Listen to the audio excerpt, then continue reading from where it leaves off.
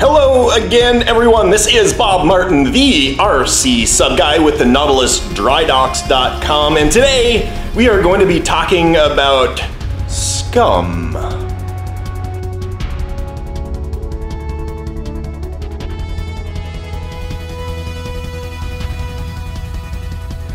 So for those of you who have modeled boats and submarines before, you know exactly what I am talking about when I refer to scum, and that's the scum line or the water line that occurs naturally on an ocean-going vessel due to marine buildup, minerals, and all that kind of thing. Adds a lot of realism to a model.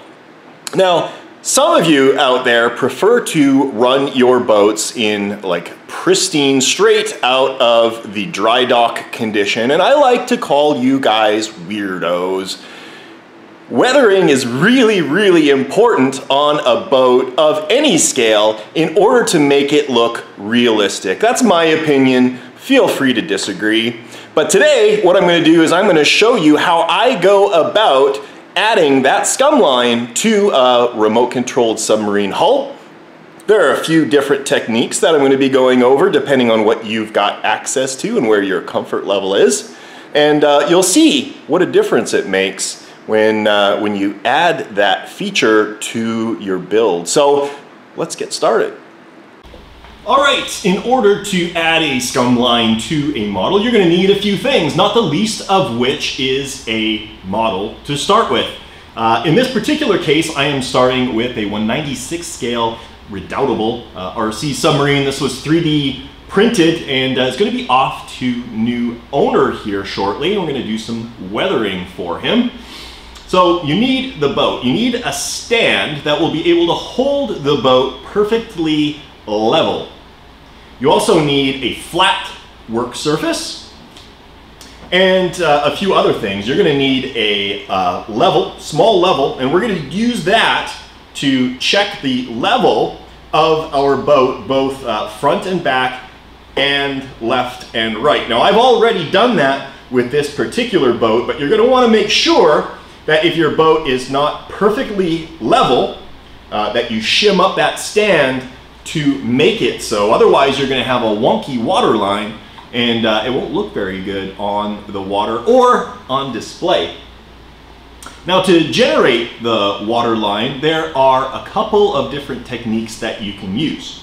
There is a low-tech solution and there is a higher-tech solution.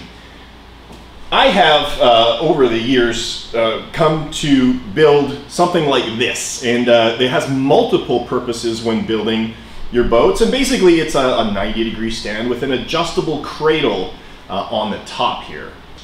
So if we take a look at what that looks like, we can see that we've got like a little channel here, and I've got a bolt that I can loosen down, and I can adjust this cradle, and I can do many things with this. I can mount my rotary tool in here, or as you can see, I can mount a pencil. And that's what we're going to be, or one of the techniques that we could be utilizing today. The idea being that you adjust the height of this assembly such that the pencil puts a line directly at the water line of the boat.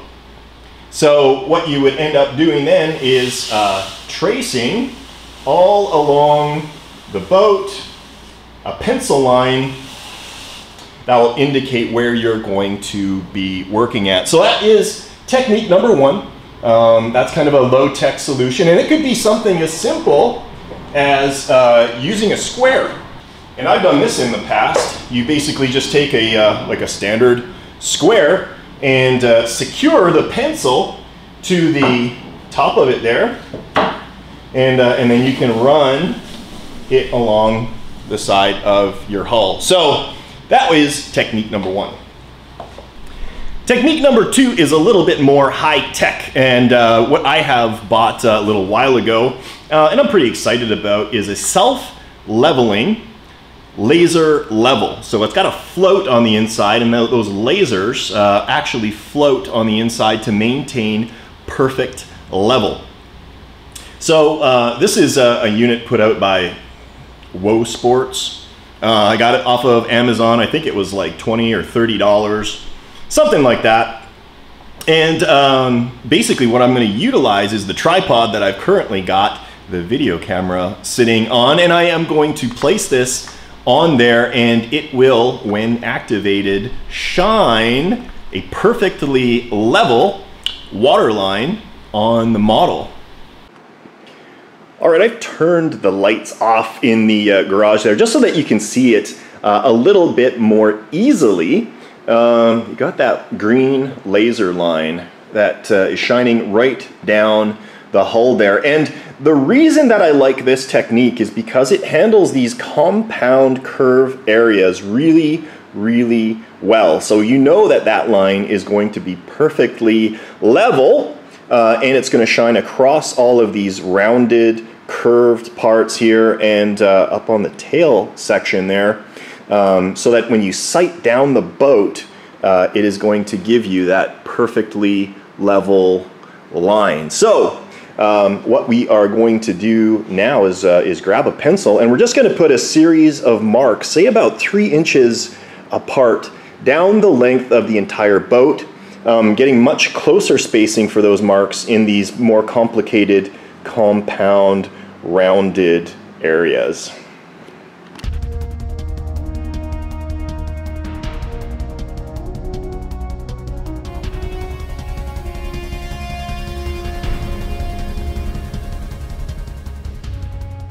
All right, as you can see, I have taped off the waterline on this particular model using some low-tack masking tape to make sure it doesn't affect the paint finish that I have applied there.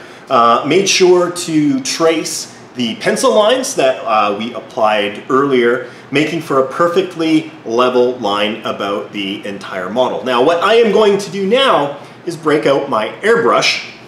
I'm going to be using some of these Vallejo acrylic paints that I got a long time ago, but you don't need to use these. You can use Tamiya, you can use testers, you can use almost anything, but you're going to want sort of a dark green color to start with.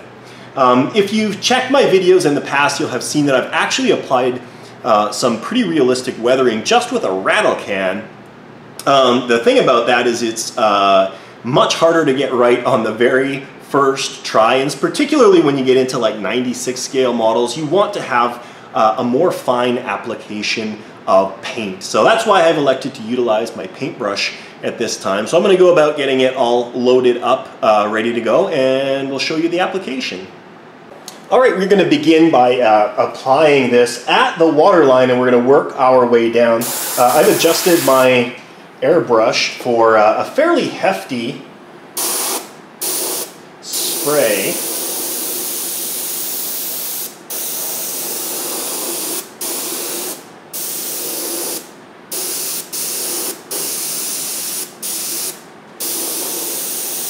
And right at the waterline is going to be almost opaque, and then you're going to fade it down as you go. All right, once you're happy with this application of paint, what you're going to do is add a little bit of a lighter colored green, and you're going to apply it just at the waterline there. All right, I have loaded up with sort of a lighter shade of green, and we're just right at the waterline really lightly.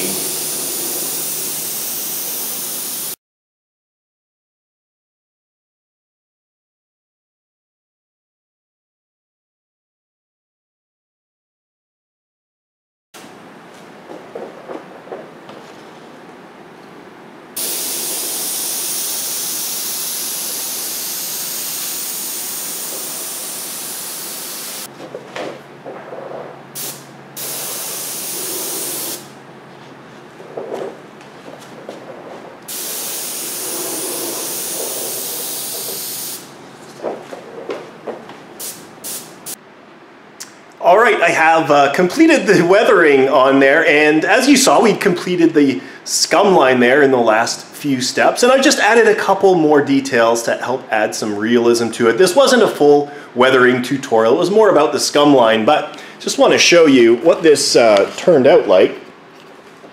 You saw that light application of that white color right at the scum line just to blend it so you don't have that razor's edge there from a distance. Took some rust colored paint and I just dabbed it around some of the details on the upper hull there. It's really subtle. And then I took some pastels and I just, in those scuppers, I just blended them down really lightly. And if you get too much, just use a wet rag and wipe it in a downward direction. And I did the same for the creases in the missile doors there. But the overall effect is really subtle. And I actually really like it. So I'm going to move on to final assembly of this boat. Hopefully the techniques that I showed you for adding the scum line will come in handy when you build your own boat. Well, there you go, everyone. I hope you enjoyed this really brief tutorial on adding realism to your RC submarine model. If you have any questions or comments, I would love to hear from you. Email me anytime at bob@rc-sub.com. I would love to hear from you. With that, I'll sign off. I'm Bob Martin, the RC Sub Guy with the NautilusDryDocks.com. Thanks for watching, and we'll catch you next time.